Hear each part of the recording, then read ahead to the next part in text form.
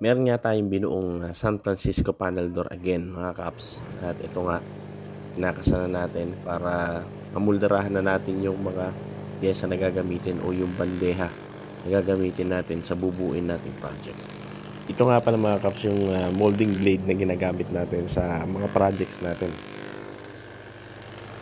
Pinapanday natin yan mga kaps sa pandayan. Yan ay mold yan ng sasakyan na pinapalipit natin, tapos ginawa nating blade para magkaroon tayo ng pangbandeha na katulad nito. Paalala lang mga kaps, medyo delikado lang talaga yung pagmumuldura na ito, pero dahil sa medyo matagal na rin natin itong ginagawa, alam na natin yung mga dapat at hindi dapat na gawin kapag nagmumuldura tayo ng kahoy. Yan. Kasi medyo malakas yung vibration nito, kaya dapat naka-fix talaga ng maganda yung top or yung table na ginagamit natin. Bali yung tistisan natin mga kaps, ibinaba lang natin yung pinaka-top niya talaga. Tapos meron tayong ginawang DIY top na ginagamit lang talaga natin kapag nagmumuldura tayo ng mga bandeha, katulad ng ginagawa ko ngayon mga kaps. Bali yung design na ginagawa natin ngayon mga kaps ay yung San Francisco, yung meron siyang arko sa ibabaw. Madali lang naman itong gawin mga kaps, pero para dun sa mga baguhan or dun sa mga gustong matuto, medyo sa una mahirap lang talagang mag full size. Pero kapag nasanay na kayo mga kaps sa madalas yung pagbuo ng mga woodworking projects, magiging madali na sa inyo yung mga sukat, kasi yan nagsisimula talaga mga kaps sa pagpapadron. So ito yung itsura ng bandeha mga kaps after nating mapadaan sa molding blade. Konting lihalihan na lang yan at good to go na. So yung mga curve cuts ay pwede rin natin siyang paraanin mismo dito sa ating molding blade. Yung mga convex curve cuts natin, yung pa-convex, and katulad ng nakikita nyo, yan lang yung guide niya. Pero kapag pa-concave naman or pabaliko yung mga curve cuts niya, ay binabago natin mga kaps yung guide niya. Papakita ko sa inyo mamaya mga kaps kung paano yun ginagawa. Kasi yung palikpik nitong San Francisco panel door, sa bandang itaas yung bandeha niya, meron siyang curve cuts na nakahulma doon sa pinaka-center curve piece na ginawa natin.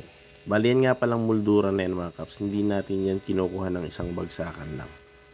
Kung mapapansin nyo, yung mga straight lines na minumuldura ko, sa unang kagat ay medyo konti lang ang pakagatin. Parang sa router lang mga kaps, hindi natin pakakagatin agad ng buo yung talim.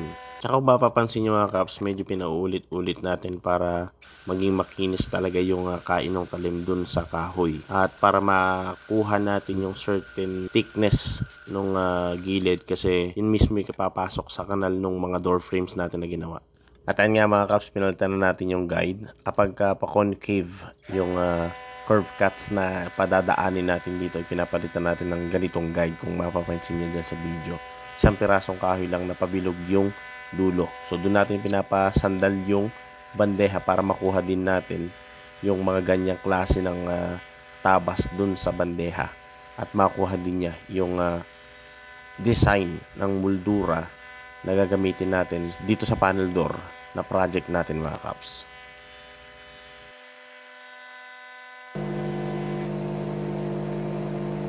Ito yung centerpiece natin mga kaps, yung pinaka-arko sa ibabaw ng panel door na binubuo natin.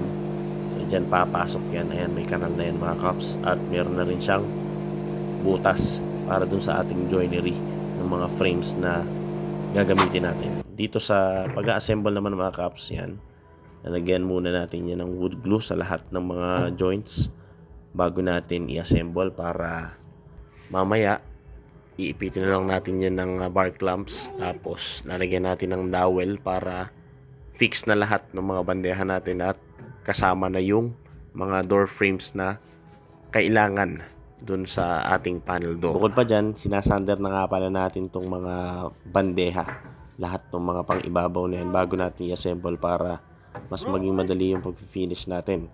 Kasi yung mga pinto na yan mga kaps ay babarnisan pa natin, kaya kailangan malihan natin dahil pag pinower sander natin yung mga bandeja na yan, tatama pa yung gilid ng power sander doon sa mga edges ng ating mga frames. Papangit kasi yan mga kaps pagka tumama yung sander doon sa gilid ng mga door frames natin. Well, after nga nating ma-assemble itong panel door ay ihahanda naman natin para sa pag-router. Pero bago ang lahat, papatagin muna natin yan ng planer. Tapos, ayan, mapapansin nyo, ito yung ginamit nating pangkanal dun sa mga curve cuts na yan. Bali dun sa ibabaw pwede natin padaanin sa tistisan, pero yung concave cuts na to, napapansin nyo yun, ang ginagamit natin ay yung talim na yan. Gamit itong router para makanalan natin yung mga ganong klase ng kurbada. So yan, napatag na nga ni Kasanggang Ben Jr. yung mga resulte nito mga kaps. Kaya medyo may mga kusot na sa ibabaw. Ngayon naman ay i-router niya yung mga edges para magkaroon siya ng para mas mabuhay pa yung design nitong panel door na ginawa niya.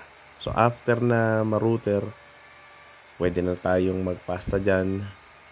Mag-a-apply na tayo ng body filler sa lahat ng mga imperfections ng kaya sa mga gaps, mga butas, at sa mga buko-buko. Yan. Yun yung mga tinatakpan natin. Then, after that, pag nakinis na natin gamit ang power sander, then, kikinisin pa natin yan ng flat sander, grit 150, grit 220, then 400. Tapos, doon na tayo susunod-sunod ng proseso natin para doon sa pagbabarnes. Tapos wood stain, sanding sealer. So ayan, yung mga normal na proseso natin sa pagbabarnes. Papakita ko rin sa inyo mga kaps yung magiging kayarian nito pag tapos na yung pagbabarnes. Well, hanggang dito na lang muna yung design nito, yung panel door na San Francisco design. Jimmy Lina wood mga kaps yung ginamit natin kahoy dyan. So, ito na yung kayarian at after na mai-router ni Kasanggang Ben Jr.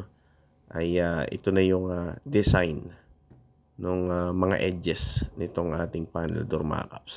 Sa mga kaps natin na hindi pa nakapag-subscribe, please consider subscribing at click nyo na rin bell notification para updated kayo sa mga bago nating uploads. Thank you so much and Godspeed everyone.